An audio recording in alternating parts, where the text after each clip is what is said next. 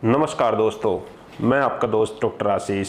10 बीमारियां और उनकी टॉप 3 होम्योपैथिक दवाई, हमारी ये नई सीरीज शुरू हुई है और उस सीरीज का ये दूसरा वीडियो है। आज की 10 बीमारियों में ऐसी बीमारियां ले रहे हैं जो आजकल बहुत ज़्यादा फैल रही है। इसलिए अगर आप चिकित्सक हैं या आप होम्योपैथी में रुचि रखते हैं तो आज का वीडियो पूरा ज़रूर देखें, इससे आपको बहुत कुछ सीखने को मिलेगा। क्योंकि दोस्तों, बीमारियों की टॉप 3 दवाइयाँ वे दवाइयाँ बताई जाती हैं जिनको अधिकतर वरिष्ठ होम्योपैथिक चिकित्सक इस्तेमाल करते हैं।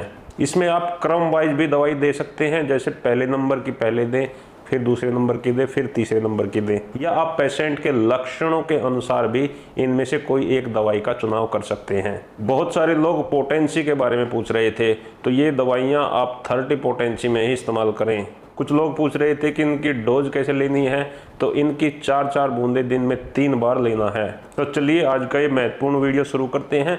सबसे पहले एक बहुत महत्वपूर्ण बीमारी ले रहे हैं जिसका नाम है हाई ब्लड प्रेशर। अगर किसी व्यक्ति को हाई ब्लड प्रेशर है तो उसे सबसे पहले तो नमक कम कर देना चाहिए, अपनी दिनचर्या में सुधार करना चाहिए, व्यायाम शुरू करना चाहिए। अगर होम्योपैथिक डाइल्यूशन की बात करें तो सबसे पहले होम्योपैथिक डाइल्यूशन है बेराइटाम्यूर 30, दूसरी होम्योपैथिक डाइल्यूशन है आराममेट 30 और तीसरी होम्योपैथिक डाइल्यूशन है लैकेसिस 30। दोस्तों, इस सीरीज में मैं केवल आपको डाइल्यूशन की जानकारी दूंगा, यानी पोटेंसी वाली दवाई की। ना ही तो मैं आपको कोई मदर टिंचर बताऊंगा और ना ही आपको कोई बायोकेमिक बताऊंगा। तो हाई ब्लड प्रेशर में काफ़ी संभावना है कि पेशेंट की समस्या बेराइटाम्यूर से ही ठीक हो जाएगी, लेकिन आप आराममेट और लैकेसिस भी अपने पेशेंट को दे सकते हैं, जिनसे उनको डेफिनेटली लाभ मिलेगा।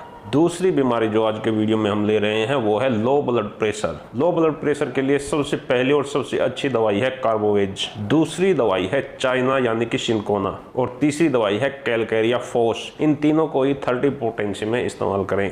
तीसरी बीमारी जो आज हम ले रहे हैं वो है खूनी बवासीर, ऐसी बवासीर जिसमें से खून निकलता है। पहली होम्योपैथिक दवाई है हेमेमेलिस, दूसरी होम्योपैथिक दवाई है नाइट्रिक एसिड और तीसरी होम्योपैथिक दवाई है हाइपेरिकम। इन तीनों को एक साथ भी दे सकते हैं, बारी बारी भी दे सकते हैं और लक्षणों के अनुसार भी दे सकते हैं। ये तीनों ही खूनी बवासीर की टॉप 3 दवाइयां हैं। चौथी बीमारी है मसूड़ों में इन्फेक्शन, मसूड़ों से खून आना। मसूड़ों से खून अगर आता है तो उसकी सबसे पहली दवाई है मर्कशोल 30, दूसरी दवाई है कार्बोवेज 30 और तीसरी दवाई है अर्निका मोंटाना 30। तीनों ही मसूड़ों से खून आने में या पायरिया में बहुत अच्छी दवाइयां हैं। पांचवी समस्या जो हम ले रहे हैं वो है सांस फूलना। अगर चलते हुए आपकी सांस फूल जाती है तो उसमें जो सबसे अच्छी दवाई है वो है कैलकेरिया कार्ब 30, दूसरी सबसे अच्छी दवाई है आर्सेनिक 30 और तीसरी सबसे अच्छी दवाई है कार्बोवेज 30। छठी समस्या, नंबर 6 की समस्या जो हम ले रहे हैं वो है पेशाब में जलन होना। पेशाब में जलन होने की जो सबसे अच्छी दवाई है, नंबर 1 की दवाई है वो है कैंथेरिस 30, दूसरी है सल्फर 30 और तीसरी है मर्कोर 30। आज की 7वीं समस्या है सर्वाइकल स्पेंडिलोसिस, यानी कि आपके गर्दन के पीछे वाले भाग में दर्द होना, गर्दन अकड़ जाना। इस समस्या से आजकल बहुत सारे लोग ग्रसित होते हैं। इस समस्या की सबसे पहली और सबसे अच्छी दवाई है रस्टॉक्स 30, दूसरी दवाई है कोनियम मैक 30 और तीसरी दवाई है एसिड फोस 30। दोस्तों, 8वीं समस्या जो आज हम ले रहे हैं वो है डेंड्रफ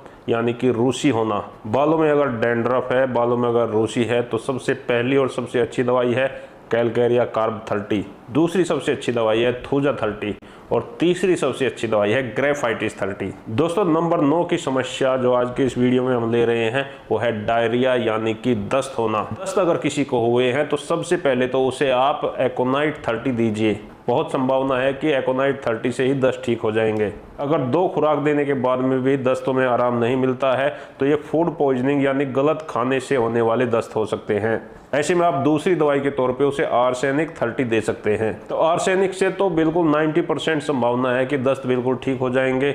आर्सेनिक की दो खुराक देने के बाद में भी अगर आराम नहीं मिलता है तो चाइना आप उसे दे सकते हैं, चाइना 30 पोटेंसी में। तो ये दस्तों में आई हुई कमजोरी को भी दूर करेगी और दस्तों को भी ठीक करेगी। दोस्तों, 10वीं प्रॉब्लम जो आज के वीडियो में हम ले रहे हैं वो है कान बहना, कान में दर्द होना, कान से पीप जाना, पीले रंग का बदबूदार पदार्थ निकलना। इसके लिए जो सबसे पहली दवाई है वो है पल्सेटिला 30। अगर पल्सेटिला से आराम नहीं होता है तो आप पेशेंट को मर्कशोल 30 दे सकते हैं, डेफिनेटली आराम हो जाएगा। और अगर मर्कशोल से भी आराम नहीं हो रहा है तो हिपर सल्फर 30 पोटेंसी में पेशेंट को देना चाहिए। तो ये कान बहने की टॉप 3 दवाइयाँ हैं।